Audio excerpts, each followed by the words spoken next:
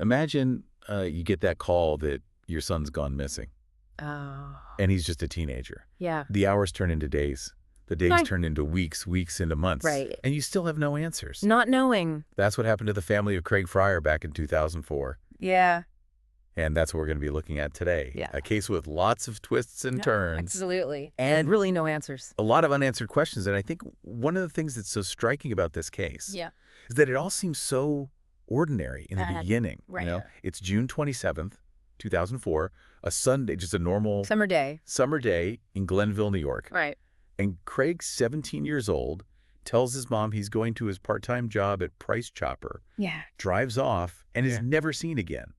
And that's where the ordinary ends. Exactly. Because, as we'll find out, nothing about Craig's disappearance is straightforward. Right. His parents found out that he hadn't actually worked at Price Chopper in over a month. Can you imagine? I can't even imagine that feeling. Like, I know. Oh my gosh, my son's been lying to me and now he's missing. And that's just the beginning. Right. I mean, that's really just the tip of the iceberg here, Right. because Craig was later found that day at a friend's apartment, but then he vanished again while his dad was waiting for him outside. Oh, wow.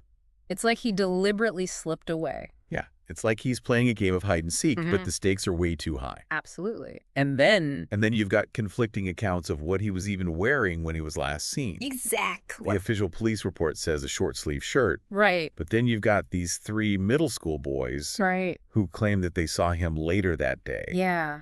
And they're describing like a long sleeve shirt and a backpack. But the backpack was found in his car. Okay. So are these boys' memories accurate? Right. Were they influenced by, the shock and stress of the day? Right. Or maybe did they see someone else entirely? That's a good point, because eyewitness testimony can be so unreliable. It's notoriously unreliable. And it's just a puzzle. And as we go along, the pieces just seem to get more and more jumbled. Yeah. So months go by, no sign of Craig. Right. Police are digging deeper. Yeah. And they uncover this life that was much more complex than anyone could have imagined. Right.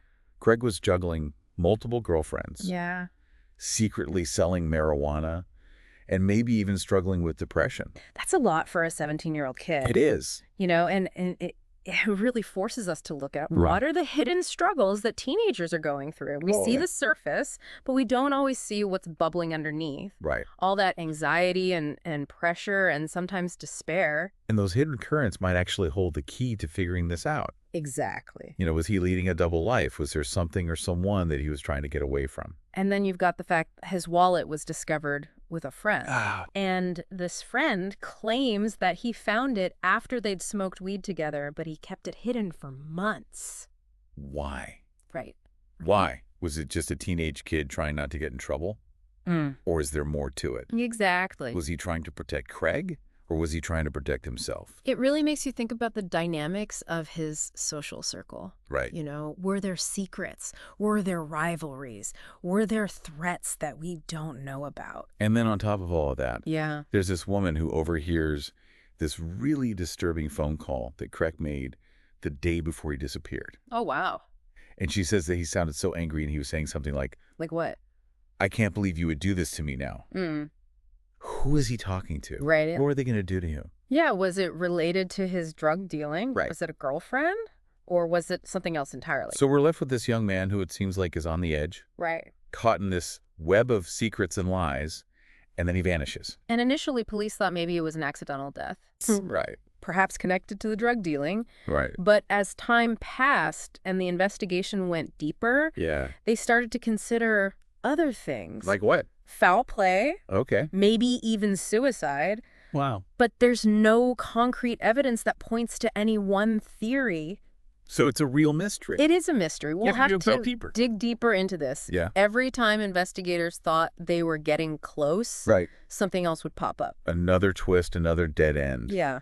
Yeah, and time can be a double-edged sword in these cases. Sure. On a one hand, it might give someone with information a chance to come forward. Right. They might feel more comfortable. Right. But it can also make it really hard to separate fact from fiction. And the rumor mill absolutely goes into overdrive. Especially in a small town. Right. You got big secrets, a missing teenager. Right. It's just a recipe for speculation. And people were even pointing fingers at Craig's family. Oh, that's awful. Like they were involved somehow. I mean, those kinds of accusations can be so damaging, especially for a family that's already going through so much pain. Oh, absolutely. Losing a child is devastating enough. Right. But then to have to defend yourself against these baseless rumors and suspicions from your own community. Yeah. It's a burden that nobody should have to bear. Absolutely. And thankfully, in this case, the police have said publicly that they don't believe Craig's father was involved. Right. And that the family's been cooperative. That's good to hear. Yeah. And it's a good reminder that in cases like these, speculation can be really harmful. Right. It can derail investigations, spread misinformation. Yeah. And it can just cause more pain for the people that are already hurting. We need to focus on the facts. Exactly. And one of the most puzzling things about this whole case is this conflicting witness testimony. Right. We've got those 3 middle school boys who said they saw Craig walking on the railroad tracks. Right, the day he disappeared. Right. But their story doesn't seem to add up. Right. They said he was wearing a long-sleeve shirt and carrying a backpack. Right, but his backpack was in his car. Exactly. And other witnesses saw him in different clothes earlier in the day. Right, so were the boys mistaken about the date? Right. Did they see someone else? Right. Or could it be that their memories were affected by, how intense everything was? It's definitely possible. Yeah. False memories are more common than we think. Right. Especially in stressful or traumatic situations. Because your brain's trying to fill in the gaps. Exactly. Our brains want to create a story. Right. And sometimes that leads to distortions or inaccuracies. So even when witnesses are trying to do the right thing, their memories... they can be flawed. And in a case like this, where every detail matters, those flaws can have big consequences. And then you've got the whole thing with the wallet. Right. His friend says he found it. After they smoked weed together? Yeah, and kept it hidden for months. Because he didn't want to get in trouble. Yeah, but it makes you wonder, Of course. Was he really just afraid of getting in trouble? Right. Or was there something more to it? Was he protecting Craig? Was he protecting himself? Right. It's another piece of the puzzle that seems simple.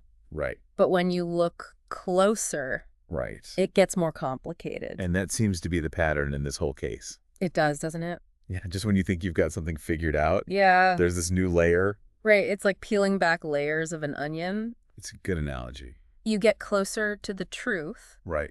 But it also gets more painful. Right. And in Craig's case, the truth is still out there. Yeah, but through it all, you've got Craig's family. Right. And they have not given up hope.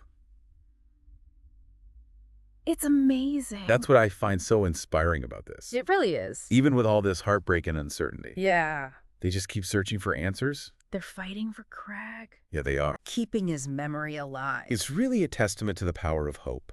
It is. And love. A love that refuses to be extinguished. Right. Even in the darkest of times. Even when the investigation goes cold. Right. The human spirit just keeps searching and believing. That's right. And maybe that's what it takes. Yeah. Maybe that hope and that effort will finally lead to answers in this case. I hope so. Somebody out there knows something. They have to. Maybe they saw something that they thought was insignificant. Right. Or heard a rumor that they dismissed. But even the smallest detail could be the key. Could be the key to unlocking this whole thing. I never know. Cases like Craig's really make you realize how quickly life can change. Mm-hmm. 1 minute everything's normal. Absolutely. And the next you're just plunged into this world of fear and uncertainty. Yeah. It's a reminder that even in places that seem safe and familiar, there are still mysteries out there. Lurking beneath the surface. Yeah. And mysteries that can leave families devastated and entire towns just waiting for answers. And one of the strangest things about this case to me is that there's really no digital footprint. That's interesting. Like we're talking about a teenager in the early 2000s. Right. Social media wasn't what it is today. Right. But still, most kids his age. Or online. They were using email, instant messaging. Yeah. Online forums. But there's basically nothing from Craig. It's like he disappeared from the digital world, too. It's like he was trying to erase himself. Which leads us back to that big question. Right. Was he running from something? Or running to something? Was this planned out, or was he caught up in something that he couldn't control? And these are the questions that are still haunting investigators and Craig's family. And unfortunately, after all these years, we still don't have the answers. All we have is this Circumstantial evidence, conflicting stories, and a lot of unanswered questions. And a lot of loss. A lot of loss. And it's got to be so difficult for his family and friends. It is. I mean, they've been living with this for so long. Right. Clinging to hope. But also knowing that they might never know what happened. It's a heavy burden to carry. But they've been so strong. Their resilience is really remarkable. It is. And while the investigation is still open, right, it really comes down to us to keep Craig's story alive, to keep asking those questions, to keep searching. Right. Because someone out there knows something. Absolutely. Maybe they saw something that seemed small at the time. Or they heard a rumor. That they just brushed off. But even the tiniest detail could be the key. Could be what breaks this case wide open. Exactly. So if anything at all comes to mind. Anything. As you're listening to this deep dive. Yeah. Please contact the authorities. Right. Your tip. Even if it seems small. No matter how small. Could make all the difference. Could be the one that brings this family some peace. That's right. Because the truth is out there. It is. We just have to find it. And if you want to learn more about this case, we encourage you to visit the website dedicated to Craig's disappearance. Okay. You'll find photos, timelines, and ways to contact the authorities. And for more deep dives into these kinds of captivating mysteries, right, be sure to subscribe to The Deep Dive. Wherever you get your podcasts. We'll be back next time with another case. Yeah. That will challenge your assumptions and keep you guessing until the very end. That's right. The truth is out there. It is.